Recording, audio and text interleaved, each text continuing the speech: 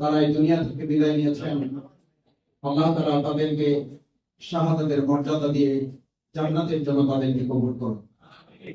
এখনো যে সমস্ত আহত বঙ্গবন্ধু বরণকারী দিয়ে মুক্তিযোদ্ধা আমাদের এই দেশের সম্পদ হিসেবে বেঁচে আছেন, তাদের জন্য নেক হায়াত কামনা করে 1947, 1952, 1990, 1971 থেকে শুরু করে 2024-এর 15 আগস্টের গণঅভ্যুত্থানের পরবর্তী যে নতুন বাংলাদেশ আমরা পেয়েছি, সেই বাংলাদেশ পর্যন্ত যারা শহীদ হয়েছেন 2006 সালে 28 অক্টোবর, 2013 সালের 5 মে শাপলা চত্বর, বায়তুল মোকাররম সহ বাংলাদেশের বিভিন্ন প্রান্তরে, বিশেষ করে আমাদের এই স্বাধীন বাংলাদেশে এমন একটা পরাধীন সময় আমাদের পার করতে হয়েছে।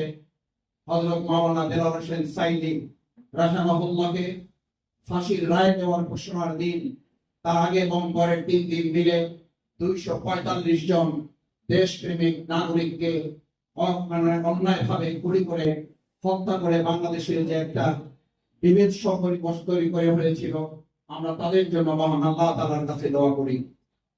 আমরা যখন 2006 সালে 28 অক্টোবরের কথা বলি, আমরা যখন 13 সালের কথা বলি, আমরা যখন 24-এর কথা বলি, তখন আমাদের মহান জাতীয় সংসদে কারো কারো মুখে শুনতে হয় এটি আবেগের ব্যাপার, এটি বাস্তবতার সাথে মিল খায় না।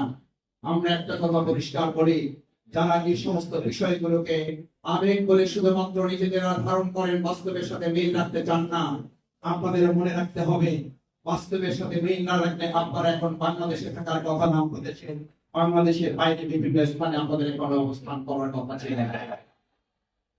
আমরা যখন তাদের মুখে শুনতে পাই আমাদের খুব আশ্চর্য লাগে।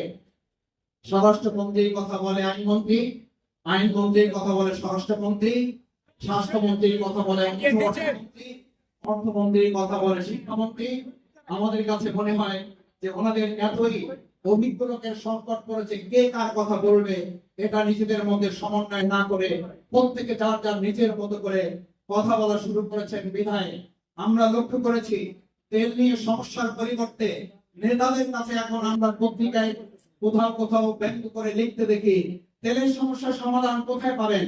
তেলের সমস্যার সমাধান পেতে হলে মন্ত্রণালয়ে গিয়ে দেখেন কি পরিমাণ তৈল ঢালা হচ্ছে, এবং তেলের তো ওখানে তৈল ঢালার কারণে তো বাজারে তেলের সমস্যা। আজকে সরকারের মধ্যে এরকম তৈল ঢালার যদি প্রতিযোগিতা তৈরি হয়, ভালো করে মনে রাখতে হবে ধরেন এক সাংবাদিকের তৈল ঢালার কারণে শেখ হাসিনার পতনের ঘন্টা বেজে গিয়েছিল।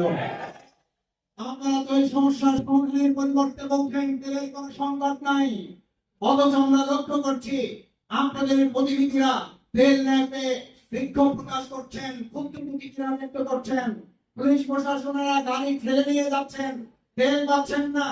প্রভাবশালী আপনাদের কতিপয় লোকেরা ডিলারশিপ নিয়ে তেল যতটুকু বাজারে যায় সেটাও প্রভাবশালী সরকারি দলের লোকেরা অতিরিক্ত মুনাফা লাভের আশায় কারসাজি করে, মজুতদারি করে, কালোবাজারির মাধ্যমে আমাদের সাধারণ ক্রেতাদেরকে যে কষ্ট দিচ্ছেন, নিয়ন্ত্রণ করতে ব্যর্থ হয়েছেন। তেলের স্বাধীনতা আজকে আমরা দিতে সক্ষম ব্যর্থ হয়েছে।